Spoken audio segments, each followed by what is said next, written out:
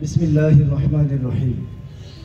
বাংলাদেশ জামাতে ইসলামী মাধবপুর উপজেলা শাখা কর্তৃক আয়োজিত আজকের এই কর্মী সম্মেলনে সম্মানিত সভাপতি, সম্মানিত প্রধান অতিথি, রাস্তায় আছেন উপস্থিত বিশেষ অতিথি সহ সর্বপর্যায়ের বাংলাদেশ জামাতে ইসলামীর কর্মী সহযোগী ভাইরা সবাইকে সালাম জানাচ্ছি। আসসালামু আলাইকুম ওয়া রাহমাতুল্লাহ। আমরা বক্তব্য শুনবো আজকে আমাদের সম্মানিত মেহমানবৃন্দের কাছ থেকে। আমি শুরুতেই শুকরিয়া আদায় করতে চাই সেই মহান রবের দরবারে, যে মহান রব্বুল আলামিন আমাদেরকে বিগত 17টি বছর আমরা যারা ইসলামী আন্দোলনের ক্ষুদ্র কর্মী, সেই কর্মী হিসেবে আমরা আমাদের পরিচয়টুকু মানুষের সামনে দিতে পারিনি। আমাদের এমনও অনেক দিন গেছে যে দিনগুলোতে ঈদের সময় রাতে আমরা বাসায় থাকাটা নিরাপদ মনে করিনি।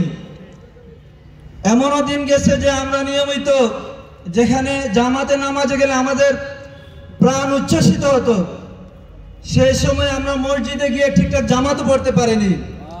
সেই বিভীষিকাময় সময় থেকে, ফ্যাসিস্ট একটা সময় থেকে যাদের আত্মত্যাগ, যাদের জীবন দানের বিনিময়ে আল্লাহ রাব্বুল আলামিন আমাদেরকে আজকের এই সুন্দর পরিবেশে এখানে এসে উপস্থিত হয়ে ইসলামী আন্দোলনের একটি প্রোগ্রাম বাস্তবায়ন করার সুযোগ দিয়েছেন, সেজন্য সেই মহান মুনিবের দরবারে উদার চিত্তে কায়েমান ভাইকে শুকরিয়া আদায় করতে চাই। সবাই বলি আলহামদুলিল্লাহ। আলহামদুলিল্লাহ। সর্বোচ্চ শাহাদাত কামনা করছি। ইসলামী আন্দোলনের শুরু থেকে এ পর্যন্ত যে সমস্ত ব্যক্তিগণ তাদের জীবন বিলিয়ে দিয়েছেন, আল্লাহ রাব্বুল আলামিন তাদের সর্বোচ্চ শাহাদাতকে কবুল করুন। আমিন। যে সমস্ত ভাইরা আহত বন্ধুত্ব বরণ করে হাসপাতালে অথবা বাসায় বিছানায় কাতরাচ্ছেন, আল্লাহ রাব্বুল আলামিন তাদেরকে দ্রুত সুস্থতা দান করুন এবং তাদেরকে সবরে জামিন দান করুন এবং তাদের এই ত্যাগের বিনিময়ে আল্লাহ রাব্বুল আলামিন বিশেষ করে আখিরাতে তাদের উত্তর বিনিময় দান করুন। প্রিয় ভাইরা, আমরা বক্তব্য শুনবো আমাদের মেহমানবৃন্দের কাছ থেকে। আমি একটি হাদিসের কিছু অংশ শোনাবো আপনাদেরকে। এর আগে আমি বলতে চাই, আমাদের এই বাংলাদেশ সুজলা সুফলা শস্যশ্যামল বাংলাদেশ, এই বাংলাদেশে কিসের অভাব আছে?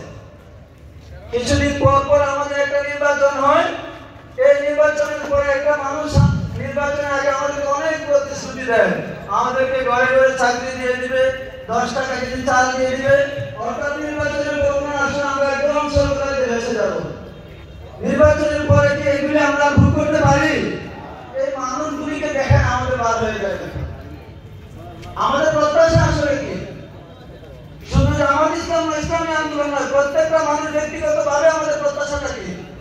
ব্যক্তিগতভাবে আমি যদি একটা মানুষ হিসেবে একটা পরিবারে আমি থাকি, তাহলে আমার প্রত্যাশা থাকে আমার পরিবারের প্রত্যেকটা মানুষই ভালো হয়ে যায়। আমি কোনো প্রতিষ্ঠানে জব করলে আমার প্রত্যাশা থাকে এই প্রতিষ্ঠানের সব মানুষ ভালো হয়ে যায়।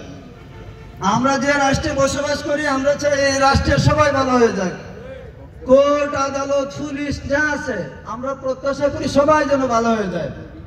আপনাদের কাছে আমি একটি প্রশ্ন রাখতে চাই, পৃথিবীতে কি এমন কোন মেশিন আছে যেটার একদিকে একটা খারাপ মানুষকে ঢুকিয়ে দিলে আর একদিকে একটা সৎ ন্যায়নিষ্ঠ ভালো মানুষ বেরিয়ে আসবে? এমন কোন মেশিন আবিষ্কৃত হয়েছে পৃথিবীতে?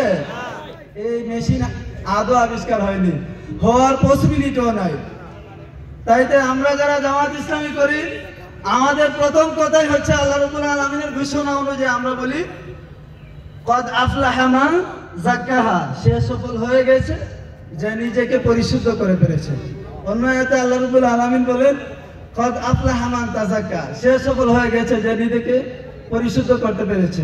আল্লাহ রাব্বুল আলামিনের ঘোষণা ইয়া আইয়ুহাল্লাযীনা আমানু খু আনফুসাকুম, তোমরা আগে নিজেকে বাঁচাও কোথা থেকে? জাহান্নামের আগুন থেকে। আমাদের এই দেশটা চারিদিকে যেখানে যাবেন দেখবেন মানুষ সুযোগ পাইলেই করাপশন করছে। এই অবস্থায় একবার নোবেল বিজয়ী লিও টলস্টয়কে প্রশ্ন করা হয়েছিল আমাদের মতো একটা দেশের অবস্থার মতো মানুষদের সামনে নিয়ে ওনাকে নিয়ে গিয়েছিল। উনি বক্তব্য বলেছিলেন everyone things of changing the world, সব মানুষই চায় পৃথিবীটা পরিবর্তন হয়ে যাক, পৃথিবীর সব মানুষ পরিবর্তন হয়ে যাক, but no one thinks of changing himself, কিন্তু কেউ নিজেকে পরিবর্তন করার জন্য ভাবে না, কেউ নিজেকে পরিবর্তন করতে চায় না।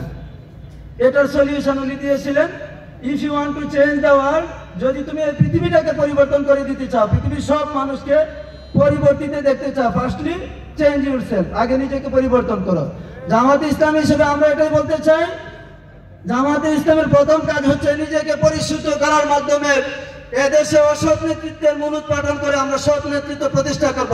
আল্লাহ রাব্বুল আলামিন এই জমিনে অসৎ নেতৃত্বের মূলোৎপাটন করে সৎ নেতৃত্ব প্রতিষ্ঠার সুযোগ দান করুন। আমিন। আসসালামু আলাইকুম রহমতুল্লাহ।